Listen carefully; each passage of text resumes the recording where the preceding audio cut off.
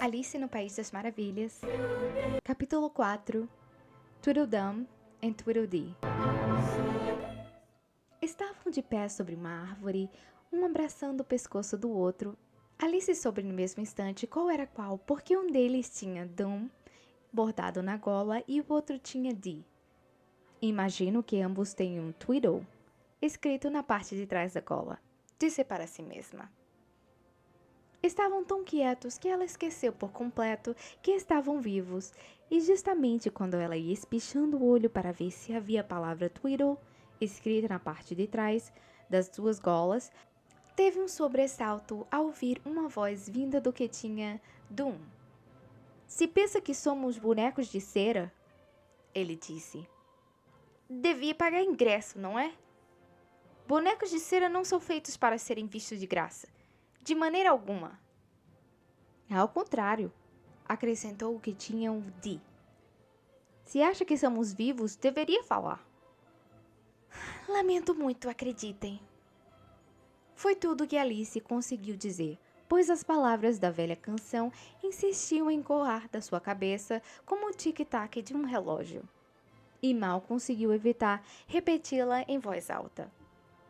Tweedledum e Tweedledee andam em grande ralho, pois, disse Tweedledum, Tweedledee, desafinaram seu chocalho, e os dois se engalfinhar, quando um corvo imenso escuro veio nossos heróis espantar, e os dois fugiram em grande apuro. Sei no que você está pensando, disse Tweedledum. Mas não é isso de maneira alguma. Ao contrário, continuou Tweedledee. Se era assim, podia ser, e se fosse assim, seria. Mas como não é, não é. E isso é lógico. Estava pensando, disse Alice, muito cortês. Qual será o melhor caminho para sair desse bosque? Está ficando tão escuro. Poderia me dizer, por favor? Mas os homenzinhos gordos apenas se entreolharam e sorriram. Pareciam tão exatamente um par de colegiais balofos que Alice não pôde evitar apontar o dedo para Tweedledum e dizer: O primeiro da classe. De maneira nenhuma. Tweedledum exclamou rapidamente e fechou a boca de novo com um estalo. O segundo, disse Alice passando para Tweedledee, embora tivesse certeza que ele iria apenas gritar ao contrário. E foi o que ele fez. Você faz tudo errado, exclamou Tweedledum. A primeira coisa numa visita é dizer como vai e dar um aperto de mão. E aqui os dois irmãos se deram um abraço e estenderam as duas mãos que tinham livres para ela apertar. Alice não queria apertar a mão de qualquer um dos dois em primeiro lugar, temerosa de ferir os sentimentos do outro. Assim, a melhor saída lhe pareceu apertar ambas as mãos ao mesmo tempo. Um instante depois, eles estavam dançando em círculo. Isso pareceu perfeitamente natural e não ficou surpresa nem quando viu uma música. Parecia vir da árvore sob a qual dançavam e era produzida pelos galhos se esfregando um contra os outros como rabecas e arcos. Mas sem dúvida foi divertido, disse Alice mais tarde quando estava contando toda essa história para a irmã. Me ver cantando ciranda, cirandinha. Não sei quando comecei, mas a minha impressão é que ela estava cantando aquilo havia muito tempo. Os outros dois dançarinos eram gordos e logo ficaram sem fôlego. 4 voltas é o bastante para uma dança, bufou o Tweedledum, e pararam de dançar tão de repente quanto haviam começado. A música cessou no mesmo instante. Soltaram as mãos de Alice e ficaram um minuto olhando para ela. Foi uma pausa um tanto contrafeita, pois Alice não sabia como entabular uma conversa com pessoas com quem acabara de dançar. Não caberia dizer como vai você, agora, pensou com seus botões. De algum modo, parece que fomos além desse ponto. Espero que não estejam muito cansados, disse por fim. De maneira alguma, e muito obrigada por perguntar, disse Tweedledum. Gratíssimo, acrescentou Tweedledee. Gosta de poesia? Gosto bastante. De algumas poesias. Alice respondeu hesitante. Poderia me dizer que estrada tomar para sair desse bosque? Que posso recitar para ela, Tweedledee? Disse Tweedledee, voltando para Tweedledum com os olhos arregalados e solenes, sem fazer caso da pergunta de Alice. A moça e o carpinteiro é a mais comprida. Tweedledum respondeu, dando um afetuoso abraço no irmão. Tweedledee começou imediatamente. O sol brilhava. Nesse ponto, Alice arriscou interrompê-lo. Se é muito comprida, disse o mais polidamente que pôde. Poderiam, por favor, me dizer primeiro qual é a estrada? Tweedledee sorriu gentilmente e recomeçou. O sol que brilhava sobre o mar, com os raios certeiros pujantes, aplicava sua melhor arte a tornar as ondas coruscantes, e isso era estranho porque batera meia-noite pouco antes. A lua brilhava mofina porque pensava que o sol, depois que o dia termina, devia se retirar. É muita indelicadeza, dizia. Vir aqui me ofuscar? O mar estava olhando, mas não podia estar. A areia estava seca, mas não podia secar. Nuvem não se via uma só, porque não havia nenhuma no céu a flutuar. Nenhum pássaro cortava os ares, pois não havia pássaros para voar. A morsa e o carpinteiro caminhavam lado a lado, choravam copiosamente ao ver o chão assim, tão de areia forrado. Se ao menos fizessem uma faxina, diziam, isso poderia ficar em bom estado. Se 7 criadas com 7 esfregões por um ano isso aqui esfregassem, acha possível, a moça perguntou, que toda essa areia limpassem? Duvido, disse o carpinteiro, e uma lágrima sentida derramou. Oh, ostras, venham fazer um passeio, disse a morsa suplicante. Uma boa conversa, um belo recreio, pelas praias verdejantes, mas apenas 4 em cada volteio, para as mãos lhe dar adiante. A ostra mais velha o relanceou, mas a boca não disse palavra, deu apenas uma piscadela, e a pesada cabeça meneou. A sugerir, deixar a ostreira para flanar? Ah, isso eu não vou não. 4 ostrinhas, porém, acorreram, muito sôfregas pelo regalo, vestidinho limpo, todo lavado, sapatos nos trinques e rabo de cavalo. E isso era estranho, se bem pesado, pois tinha um coco rapado. 4 outras ostras a seguir, e depois mais de par em par, por fim, aos bandos chegaram e foi um não mais acabar, todas saltando na espuma das ondas e voltando à praia a bracejar. A moça e o carpinteiro andaram um bom estirão. Depois descansaram numa pedra jeitosa que havia no chão. Então as ostrinhas todas puseram-se em fila de prontidão. É chegada a hora, disse a moça, de falar de muitas coisas, de sapatos e barcos e vasas, e de repolhos de reis e louças, e porque o mar tanto ferve, e se os porcos têm asas? Só um minutinho, as ostras gritaram. Antes da nossa conversa, estamos tão esbaforidas, viemos em tal correria. Temos tempo, disse o carpinteiro, rindo num gesto de gargalhada. Um naco de pão, a moça disse.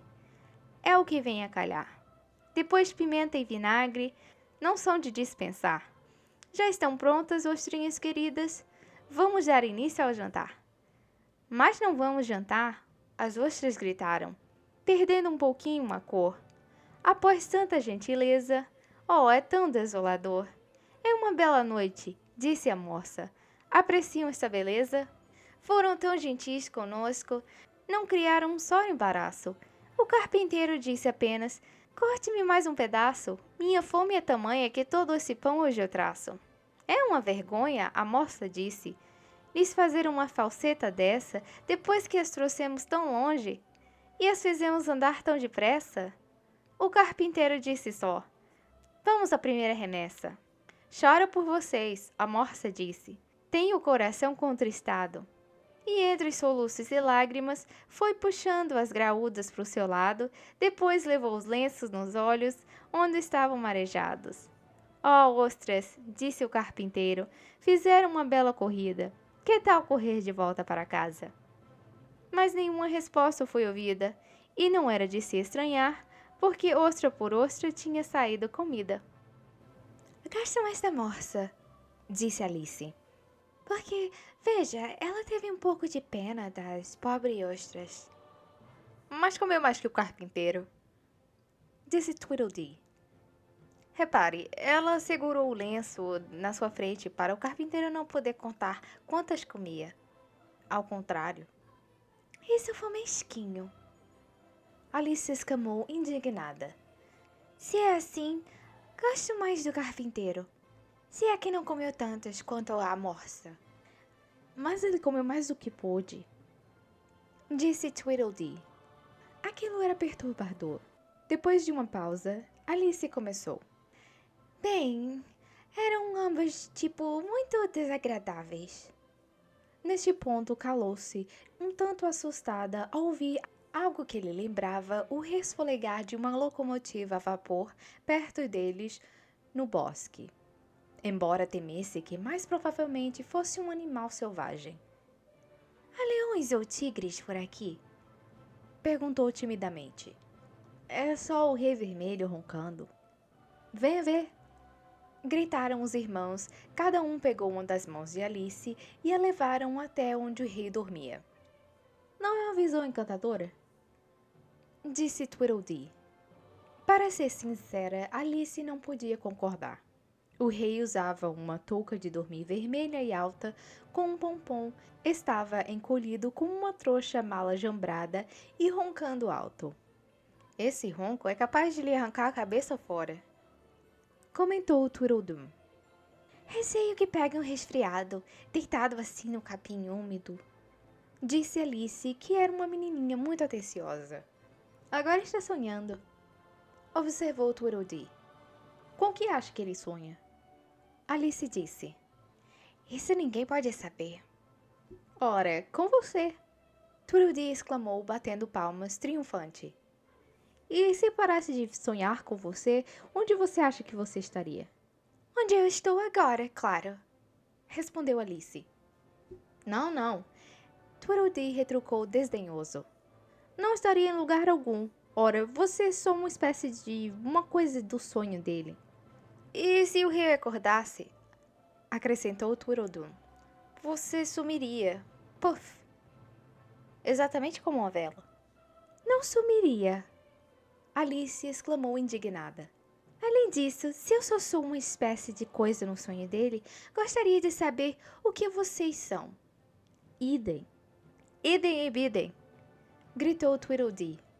E gritou tão alto que Alice não pôde se impedir de dizer. Psst, receio que você vai acordá-lo se fizer tanto barulho. Bem, não adianta você falar sobre acordá-lo, disse Tweedledum. Quando passa de uma das coisas do sonho dele, você sabe muito bem que não é real. Eu sou real, disse Alice e começou a chorar. Não vai ficar nem mais um pingo mais real chorando, observou Tweedledee. Não há motivo para choro. Se eu não fosse real, disse Alice, meio rindo por entre as lágrimas, tão absurdo aquilo tudo parecia. Não conseguiria chorar. Espero que não imagine que suas lágrimas são reais. Tweedledum interrompeu-a num tom de profundo desdém. Sei que estão falando absurdos. Alice pensou consigo. E a tolice chorar por causa disso. Assim, enxugou as lágrimas e continuou no tom mais alegre que pôde. Seja como for, tenho que ir embora do bosque, pois está ficando muito escuro. Acham que vai chover? Tweedledum, que abriu um enorme guarda-chuva sobre ele e o irmão, olhou para cima e disse. Não acho que vai. Pelo menos, não aqui embaixo. De maneira alguma. Mas será que pode chover aqui fora? Pode, se escolher, disse Tweedledee. Não fazemos nenhuma objeção. Ao contrário. Criaturas egoístas, pensou Alice. E já ia dizer boa noite e deixá-lo quando Tweedledum saltou para fora do guarda-chuva e a agarrou pelo pulso. Está vendo aquilo? Perguntou numa voz embargada pela emoção, e seus olhos ficaram grandes e amarelos de repente, enquanto apontava um dedo trêmulo para uma coisinha branca caída sob a árvore. É só um chocalho, disse Alice após cuidadoso exame da coisinha branca. E não está na ponta do rabo de nenhuma cascavel, sabe? Deu-se pressa em acrescentar, achando que ele estava apavorado. Só um chocalho velho, bem velho e quebrado. Sabia que era, exclamou Tweedledum, começando a bater o pé furiosamente para todos os lados e a puxar o cabelo. Está estragado, é claro. Aqui olhou para Tweedledee, que imediatamente se sentou no chão e tentou se esconder debaixo do guarda-chuva. Alice pousou a mão no seu braço e disse em tom apaziguador: Não precisa ficar tão zangado por causa de um chocalho velho. Mas não é velho, gritou Tweedledum mais furioso que nunca. É novo, estou lhe dizendo, comprei-o ontem, meu lindo chocalho novo. E sua voz se elevou num verdadeiro guincho. Todo esse tempo, Tweedledee estava fazendo o que podia para fechar o guarda-chuva consigo dentro. O que era uma proeza tão extraordinária que desviou completamente a atenção de Alice do irmão enraivecido. Mas não teve sucesso e acabou caindo, enrolado no guarda-chuva, só a cabeça de fora. E lá ficou, abrindo e fechando a boca e os olhos graúdos. Mais parecendo um peixe que qualquer outra coisa, pensou Alice. Naturalmente você concorda com uma batalha? Indagou Tweedledum num tom mais calmo. Acho que sim, respondeu o outro amuado, rastejando para fora do guarda-chuva. Só que ela tem de ajudar-nos a nos vestir. E lá se foram os dois irmãos de mãos dadas pelo bosque e num minuto estavam de volta com os braços carregados de coisas, como travesseiros, cobertores, tapetes, toalhas de mesa, abafadores e baldes de carvão. Espero que você tenha uma boa mão para alfinetar e dar laços. Tweedledum observou. É preciso encaixar cada uma dessas coisas de um jeito ou de outro. Alice contou mais tarde que nunca vira tanto barulho feito por nada em toda a vida. O alvoroço daqueles dois e a quantidade de coisas que puseram sobre si. E a trabalheira que lhe deram para amarrar cordões e abotoar. Realmente, quando ficarem prontos, vão estar mais parecidos com trouxas de roupas velhas do que com qualquer outra coisa, disse consigo mesma, enquanto ajeitava uma almofada roliça em volta do pescoço de Tweedledee, para evitar que sua cabeça fosse cortada fora, como ele disse. Sabe, ele acrescentou muito gravemente, essa é uma das coisas mais graves que podem acontecer numa batalha, ter a cabeça cortada fora. Alice não conseguiu conter o riso, mas deu um jeito de transformá-lo numa tosse, receando ferir-lhe os sentimentos. Estou muito pálido? Perguntou Tweedledum, aproximando-se para que seu elmo fosse preso. Ele chamava aquilo de elmo, embora certamente parecesse mais uma caçarola. Bem, está um pouco, Alice respondeu gentilmente. Sou muito corajoso em geral. Ele continuou em voz baixa. Só que logo hoje estou com dor de cabeça. E eu com dor de dente, disse Tweedledee, que conseguiu ouvir o comentário. Eu sou muito pior que você. Nesse caso não deveriam lutar hoje, disse Alice, vendo ali um bom pretexto para as pazes. Temos que lutar um pouquinho, mas não faço questão de uma luta muito demorada, disse Tweedledum. Que horas são agora? Tweedledee consultou seu relógio e disse: 4:30. Vamos lutar até as 6 e depois jantar, disse Tweedledum. Muito bem. E o outro concordou um tanto cabisbaixo. E ela pode assistir, mas não deve chegar muito perto, acrescentou. Costumo acertar tudo o que vejo pela frente quando fico realmente empolgada. E eu acerto tudo que está ao meu alcance, exclamou Tweedledum. Quer possa vê-lo ou não? Alice riu. Imagino que acertem as árvores com muita frequência, disse. Tweedledum olhou à sua volta com um sorriso satisfeito. Tenho a impressão, disse, de que não vai sobrar uma só de pé, por todo esse trecho, quando a batalha tiver terminado. E tudo por causa de um chocalho. Espantou-se Alice, ainda com a esperança de deixá-los um pouco envergonhados de lutarem por tal bagatela. Eu não teria me importado tanto, disse Tweedledum, se não fosse um chocalho novo. Gostaria que o corvo monstruoso chegasse, pensou Alice. Ah, só uma espada, você sabe, disse Tweedledum ao irmão. Mas você pode usar o guarda-chuva. É quase tão pontudo quanto ela, só que temos que começar rápido. Está escurecendo a olhos vistos. E a olhos fechados, disse Tweedledee. Estava escurecendo tão de repente que Alice achou que uma tempestade devia estar chegando. Que nuvem grossa e negra aquela, disse. E como vem depressa. Ui, parece que tem asas. É o corvo! Tweedledum gritou com uma voz estridente de susto, e os dois irmãos saíram em disparada e num instante tinham sumido de vista. Alice correu um pouco mais para dentro do bosque e parou debaixo de uma grande árvore. Aqui ele nunca vai me pegar, pensou. É grande demais para se espremer entre as árvores. Mas gostaria que não batesse tanto as asas. Provoca um verdadeiro furacão no bosque.